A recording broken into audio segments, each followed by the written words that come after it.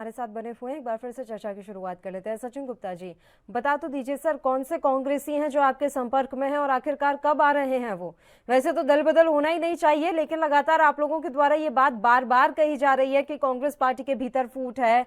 उनके तो कई विधायक हमारे संपर्क में हैं, उनके बड़े नेता हमारे पास आना चाहते हैं। कौन से ये नेता हैं? देखिए बल्कि 2017 का मैं क्रम आपको याद दिलाना चाहता हूं। उसमें भी भारतीय जनता पार्टी का कोई प्रयास नहीं था। भारतीय जनता पार्टी की रीति नीति पे, भारतीय जनता पार्टी के कार्यों पे, भारतीय जनता पार्टी के नेताओं पे, भारतीय जनता पार्टी शीर्ष नेताओं पे जो है कांग्रेस के वरिष्ठ नेताओं ने, विधायकगणों ने, मंत्रियों ने विश्वास जताते हुए भारतीय जनता पार्टी ज्वाइन करी थी। और उसके बाद 2022 में भी जो है इनके वरिष्ठ नेता माननीय किशोर उपाध्याय जी ने भी जो है भारतीय जनता पार्टी की सदस्यता ग्रहण कर भारतीय जनता पार्टी के टिकट से चुनाव लड़ा है। आज भारतीय जनता पार्टी विश्व का सबसे बड़ा संगठन है और भारतीय जनता पार्टी से आम जन के साथ साथ विपक्षी दल भी प्रभावित है। केंद्र की जन कल्याणकारी नीति जो नरेंद्र मोदी जी के नेतृत्व में चल रही है, प्रदेश की जो सरकार है माननीय पुष्कर सिंह धामी जी के नेतृत्व में चल रही है, उस पे कांग्रेस के और अन्य विपक्षी दल के नेता भी जो है प्रभावित रहते हैं। और निश्चित रूप से जो है अगर कोई भारतीय जनता पार्टी में आना चाहता है तो भारतीय जनता पार्टी को कोई संकोच है। भारतीय जनता पार्टी में अगर कोई अच्छा कद्दावर नेता या कोई जो है सम्मानित व्यक्ति अन्य दल से आता है, भारतीय जनता पार्टी का कुनबा बढ़ता है, तो उसमें हमें कोई संकोच नहीं है। दूसरी ओर कांग्रेस का जिस प्रकार से गिरता ग्राफ है, केंद्र से लेकर राज्य सरकार में वो देखते हैं केवल केवल जो है एक ही व्यक्ति की चलती है या एक ही परिवार की चलती है, तो कहीं ना कहीं जो कांग्रेस का कार्यकर्ता हताश है, निराश है।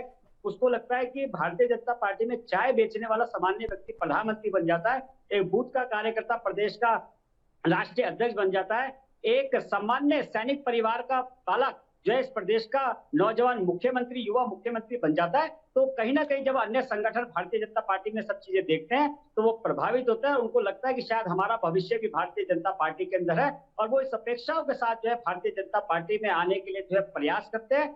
और निश्चित रूप से जो है उस पर चाहे वो अन्य दल से किसी से भी संबंधित रखते हो, लेकिन अगर भारतीय जनता पार्टी में आने के लिए प्रयास करते हैं, भारतीय जनता पार्टी उनकी कोई जांच पड़ताल करने के बाद अपने संगठन में लेने का काम करते हैं, लेकिन भारतीय जनता पार्टी तोड़ने का काम नहीं करती है। यदि वे स्वेच्छा से भारतीय जनता पार्टी की रीति नीति से प्रभावित होकर आना चाहता है तो उसका भारतीय जनता पार्टी स्वागत भी करती फिर है। ये रीति नीतियां कहाँ चली जाती हैं जब अगली बार फिर से राज्य में विधानसभा चुनाव होते हैं और जो आपके पास आए थे वो वापस अपने घर चले जाते हैं? 5 साल में रीति नीतियां कहाँ चली जाती हैं सर?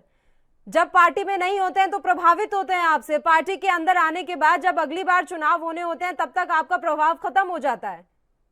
पल्लवी जी बिल्कुल ऐसा नहीं है, ऐसा नहीं है।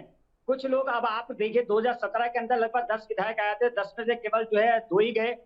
तो 2 की अपेक्षाएं क्या थी, उनकी निजी महत्वाकांक्षाएं क्या थी, ये भी आप भी जानते हैं। क्योंकि भारतीय जनता पार्टी में जनहित के कार्यों को, जनहित की बातों को, जनहित की बातों को महत्व दिया जाता है। निजी महत्वाकांक्षा का कोई जो है अभी हमारे यहाँ वर्तमान स्थान नहीं है। समय में और जब आप निजी क्या कहना महत्वाकांक्षा उनकी चाहते हैं पूरी नहीं गुप्ता तो साहब? स्वाभाविक है वो अभी अपने उपचुनाव से वापसी पहले चले भी गए। इस तरह और की कोई भारतीय चीज जनता होनी है पार्टी को भी क्या? उनकी आवश्यकता नहीं है। बात तो सुनिए गुप्ता जी, अभी उपचुनाव से पहले भी जी ऐसा कुछ होना है क्या? उपचुनाव से पहले भी कांग्रेस पार्टी के नेता प्रभावित होकर आ रहे हैं आपके पास? देखिए निश्चित रूप से मैं तो इतना ही आपको कहना चाहूंगा कि निरंतर जो है भारतीय जनता पार्टी के संपर्क में जो है अन्य दल के नेता रहते हैं।